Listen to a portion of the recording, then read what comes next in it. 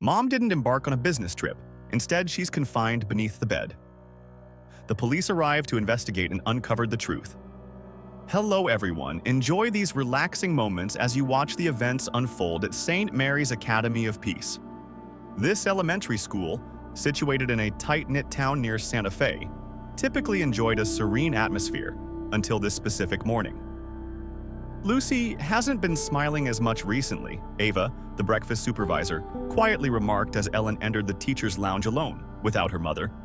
Did you notice her eyes? Ellen nodded in response, recalling last week when Lucy had a swollen hand and claimed she had fallen. Yes, I remember that. What do you think is going on? Ellen looked out the window toward Lucy, who was seated in class, focused on her drawing. I can't say for sure, but something definitely feels wrong. During their free drawing time at noon, Ellen chose to sit beside Lucy. What are you working on? She asked. Me and Mommy. Before she got locked up, Lucy replied, her attention on her artwork. Ellen froze at the words. Locked up? Who is locked up? Lucy didn't respond. She continued drawing a dim room featuring a bed and a woman curled beneath it. Lucy, can you tell me where your mom is? Ellen pressed on. Mommy's locked under the bed, Lucy whispered. Ellen felt a jolt of panic. Who locked her up? Lucy shook her head but continued to color dark areas around her drawing. Feeling alarmed, Ellen stood and left the classroom, pulling out her phone. Miss Bianca, it's Ellen. I need to speak with you and the principal right away.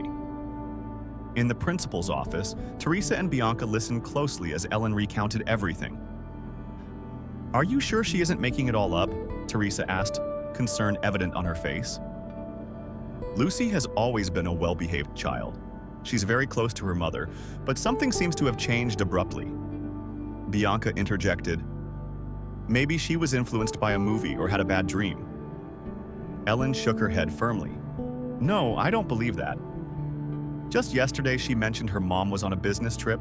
Today she claims her mom is locked under the bed. That doesn't sound like fantasy. She seems genuinely scared. Principal Teresa sighed deeply. All right, let's call the state troopers. Better safe than sorry. Later that afternoon, 2 police officers arrived at the school. Sam, who was tall, and Carl, who appeared smaller. Ellen escorted them to Lucy. Hello, Lucy. I'm Sam, and this is Carl. We're here to keep you safe. Lucy, clutching her worn-out teddy bear, shrank back. Ellen sat next to her, gently holding her hand. Lucy, can you tell us about your drawing today? Lucy remained silent for a moment before answering softly. My mommy is at home, but she hasn't talked in days. She's under the bed and hasn't eaten anything. Carl leaned in gently, asking, Who put your mommy under the bed? Lucy shook her head. I don't know. When I woke up, she was already there.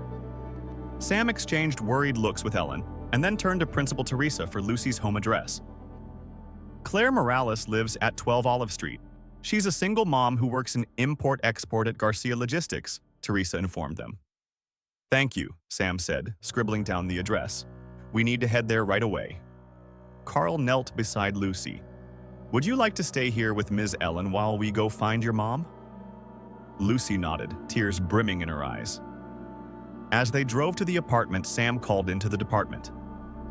Please confirm, Claire Morales has been absent from work for 3 days with no notice. The company has been trying to reach her without any success. 3 days with a 6-year-old home alone? Carl frowned as they arrived at the building. Upon attempting to enter, they found the door locked. Sam rang the bell but received no response. He tried the doorknob, but it was secured with a padlock. This isn't right, Carl said, knocking on the door. State troopers, is anyone inside? A faint footstep echoed, then silence. Lucy, called Carl again. A click was heard, and the door creaked open. Lucy stood there, teddy bear in hand, fear painted on her face. Did you lock the door from inside? Lucy shook her head. No, I only opened it when you called. The apartment was cold and dark. Sam switched on his flashlight to scan the area, finding no signs of struggle. The space was meticulously tidy. Carl opened the fridge and found only a half-finished carton of milk and some moldy bread. "Lucy, where's your mommy?" She pointed toward the bedroom. "Mommy is in there." Sam knelt down, shining his flashlight under the bed. "Oh my God," he muttered, realizing that Claire was curled up with her arms and legs tied with strips of cloth, a rag stuffed in her mouth. Her eyes barely opened, and her body trembled as Sam carefully pulled her out. "Call an ambulance, now," he commanded. Claire whispered hoarsely, "Lucy, where's my baby?" "She's safe, don't worry," Sam replied. Lucy stood nearby, tears streaming down her face.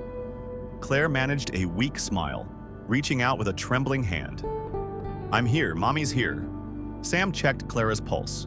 It was faint, but still there. "Stay strong," he urged, laying her on her side and placing a towel over her from the bathroom. Carl rushed downstairs to guide the medics up. Lucy sat on the floor, hugging her teddy bear, her eyes wide. "Mommy's not going to die, right?" she asked. "No, sweetie, your mommy's going to be okay. She's very strong." Clara's lips moved faintly. "A man came into the house 3 days ago." "What man?" Sam asked, leaning in closer. "I don't know, but he's the reason I'm like this," Clara gasped. Sam turned to Lucy. "Have you been alone at home these past few days?" Lucy nodded. "I didn't go to school because no one could take me. I ate bread and drank tap water." Sam hesitated for a moment. "Were you frightened?" Lucy didn't reply. She just hugged her teddy bear tighter. A moment later, Carl returned with the medics in a stretcher. A woman with curly hair named Alyssa knelt beside Clara, speaking softly. "Clara, can you hear me? We're taking you to the hospital." Clara gave a faint nod as they began rolling her stretcher out. Lucy instinctively started to follow, but Ellen, who had just arrived, hugged her tightly. "It's all right, sweetheart.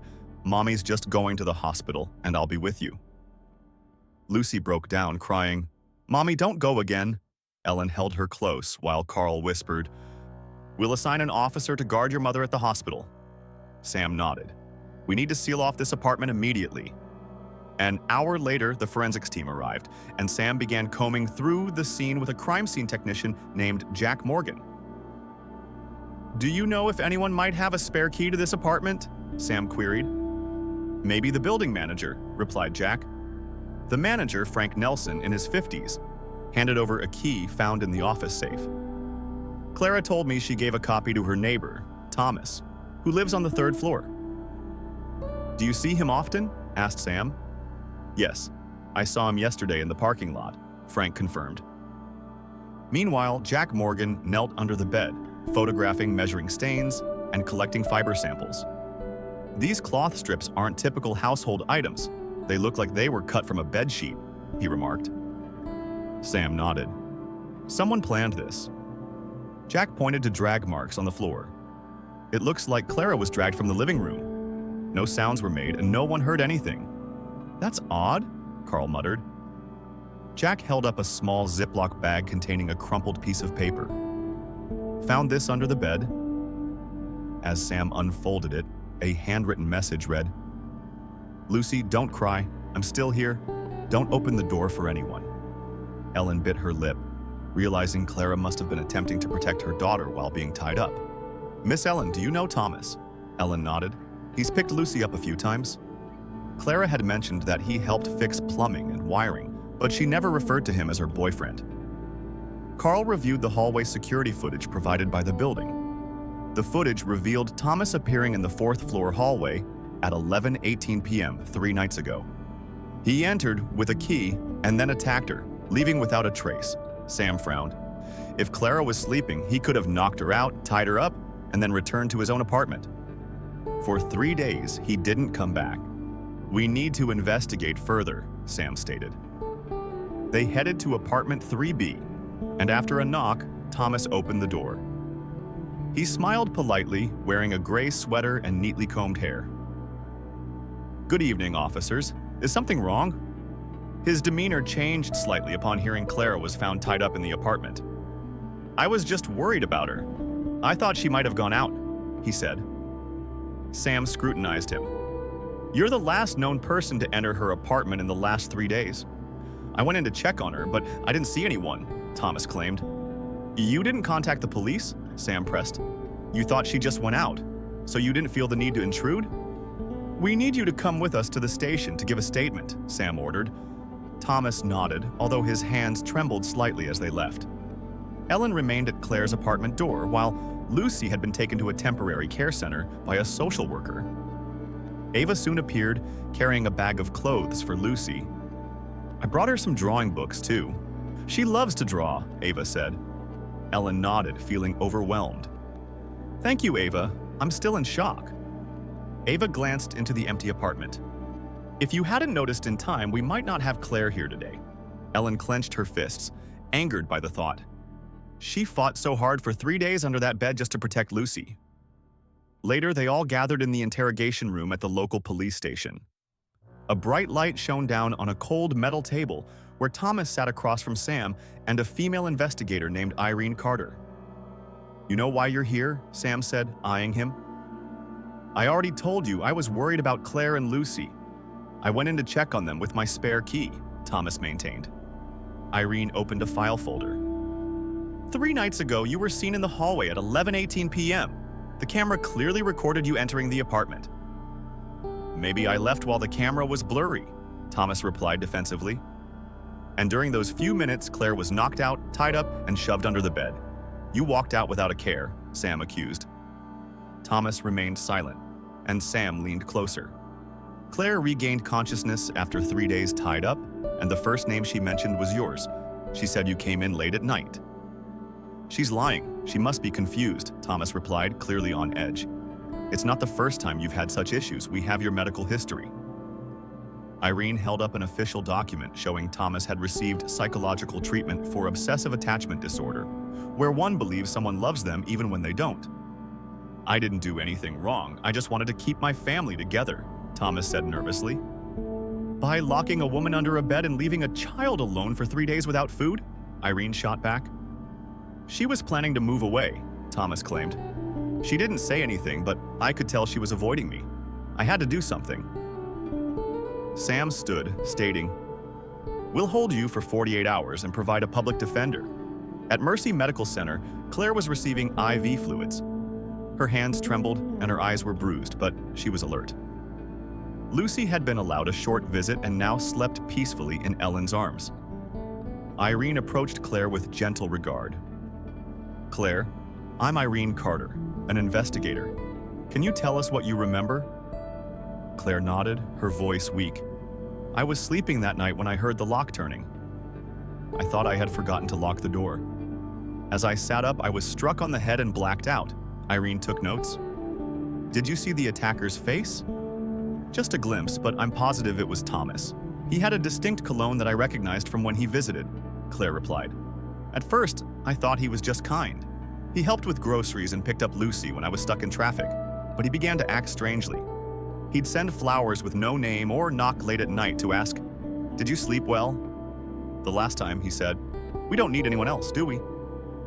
I told him I just wanted to be neighbors, and after that, I became more careful about locking the door. Did he ever threaten you directly? Not directly, but I never felt safe. Irene nodded, understanding. He's being held. We will get to the bottom of this. Claire looked toward her daughter. Is Lucy okay? Ellen replied gently. She's been eating but woke up 3 times last night from nightmares. Claire grasped Ellen's hand tightly. Thank you. If it weren't for you, I don't know how this would have turned out. Ellen smiled softly. Lucy is a strong girl, just like you. At the police station, Sam received a call from Bianca, the coordinator at St. Mary's Academy. We've contacted other parents. A mother named Abigail mentioned seeing Thomas take Lucy to the park without her mom. What evidence do you have? Sam inquired. She has a photo from last weekend, Bianca replied. Clara didn't know about this? No, Bianca said and sighed. Do you think the police could hold a safety awareness event for parents and kids at the school? I'll talk to the education department, Sam promised. Later, Ava met with Ellen in the teacher's lounge. Ellen, are you all right? Not really. I can't stop thinking about Clara stuck under that bed for 3 days. It's suffocating, Ellen admitted. Ava sat beside her. Did Lucy say anything? She's still scared. Ellen said. When I asked her if she'd want to see Thomas again, she shook her head and hugged her teddy bear tightly. Ava sighed. I saw Thomas a few times at the grocery store. He was always polite and seemed so charming. That's what's frightening, Ellen added quietly. Dangerous people often don't appear dangerous. In the evidence room, Sam stood with Irene and Morgan. We've obtained hair samples from under the bed matching Thomas's DNA and traces of sweat on the bindings. Camera footage confirms the timeline, along with Claire's testimony, Irene stated. Additionally, the building's internal surveillance shows Thomas lingering in the third-floor hallway just before the incident, Morgan added. Sam spoke up. He was stalking Clara before he acted. Morgan played another clip, showing Thomas exit Claire's apartment at 4 a.m. We have enough to charge him with kidnapping, assault, and unlawful entry. Sam nodded. Let's prepare the files and get the prosecutor involved.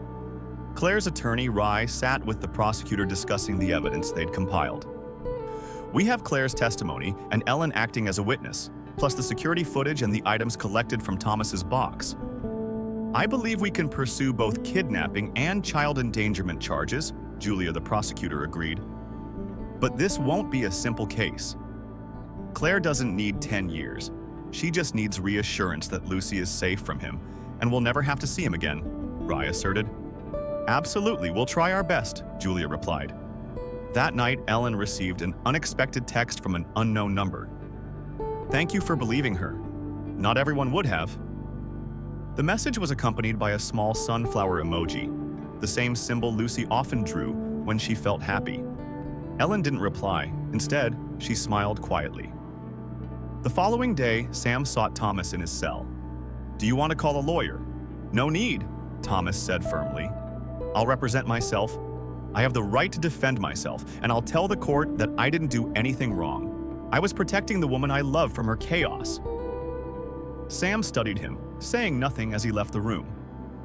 Unknown to the townspeople, Thomas had a history marked by charm that concealed a dark side. News spread like wildfire, and the community was shaken. In a local bar, patrons discussed the shocking revelation. You can't trust anyone anymore. The police did a great job. It could have been murder, said one. He was so friendly, how could he do that? Lamented another. Their conversations reflected the bewilderment of having a neighbor turned kidnapper, while others expressed guilt for not catching the signs sooner. At the grocery store, Ava met Abigail, the mother who provided the photo, and was still in disbelief. I can hardly comprehend it, she murmured. Just last week, I saw him holding Lucy's hand, sharing ice cream, like a father with his daughter. I understand this is overwhelming, but what matters now is that you acted promptly, providing the right information to the police, Ava reassured her. At the children's shelter, Lucy was busy drawing with the supervision of a social worker named Emma Garcia. What are you drawing? Emma asked. Me and Mommy's not under the bed anymore, Lucy said, her voice light yet reflective. Emma smiled, though emotion flickered in her eyes. Your mom is getting better really quickly. Yeah, Lucy said, nodding. I dreamed she was smiling, and then we flew into the sky. Do you dream a lot? Emma inquired. Yeah, sometimes I dream about Thomas too, but not last night. Anyone can dream about scary things, but it's okay to feel safe now. If you're ever sad, just talk about it, Emma encouraged, her hands comforting the girl's back. I don't want to forget. If I'm happy, Mommy will think I forgot she was under the bed, Lucy whispered, her brow creased with concern. Emma replied gently. It's completely normal. Remember, you're just a child. You've done better than most adults. Meanwhile, at a recovery support group for women who survived abuse, Claire spoke candidly among mothers. One woman recounted how her husband locked her in a storage room for 3 hours, leaving her without water. Claire shared, I was under a bed for 3 days without anyone knowing. My daughter took care of herself. She's only 6. Olivia, another woman, reached out, taking Claire's hand. Because you survived, I felt empowered to reach out for help. Hearing your story motivated me.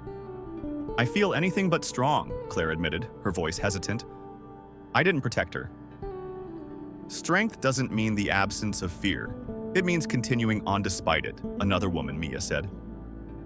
At the police station, Irene was organizing case files when Sam updated her about Thomas's denied request for a reduced sentence. "What was the reason?" Irene asked. Sam replied, "The court believes he shows no remorse and has not accepted responsibility for what he did. Most importantly, he hasn't acknowledged the psychological trauma inflicted on the victims." "Then the trial will lean toward a maximum penalty," Irene noted. "That little girl lost 3 days of her childhood and no one can give that back." "It's haunting," Sam murmured. "I often see Lucy's face, at the school, on the playground, or when she was in temporary care. At a shelter where Lucy had new housing plans, she quietly sat on the swing as Ellen visited her. "How are you feeling today, Lucy?" "I'm okay. There are trees and flowers here and no big bed," Lucy responded, her eyes brightening for some moments. Ellen nodded. "Do you like this place?" "Yes, but Mommy doesn't smile yet." As Claire worked on her healing, she kept up her strength despite the overwhelming challenges that came. She aimed to ensure Lucy felt safe and began actively planning for their future. They explored various avenues for a fresh start, slowly reclaiming their lives one step at a time. Through art therapy sessions, fun drawings, and community connections, they rebuilt their lives transformed by the terrible experiences they endured, but empowered by unwavering support. In time, the cuts and bruises left by Thomas's actions faded, replaced by laughter, love, and warmth. While healing commenced, Claire started to take new steps toward employment and reintegration into society, fostering an environment for Lucy to thrive. In the meantime, Lucy's art, bright and bold, began to flourish, sharing their story and expressing the light they had found together amidst the darkness. As the days passed, Lucy brought home more drawings, a testament to their boundless resilience. She reveled in newfound friendships, trusting her instincts and sharing her creativity with her peers. Claire and Lucy learned that true strength comes from vulnerability, and love could break the shrouding silence of fear. They embraced their story, their journey, and their bright future, armed and encouraged to help others who may have faced similar struggles. By the end of their journey, Claire and Lucy had established a safe and loving new life together, filled with hope and resilience. They were ready to take flight, armed with a profound understanding of their own strength and the importance of support. Together, they embraced their past while focusing on a brighter, unrestricted future, prepared to uplift not only themselves but also others who might face similar struggles. As they settled into their new home, Lucy's drawings blossomed, each one a vibrant reflection of their shared experiences and the joy of newfound freedom. With every stroke of her crayon, she illustrated their transformative journey, radiating the love and strength they cultivated together.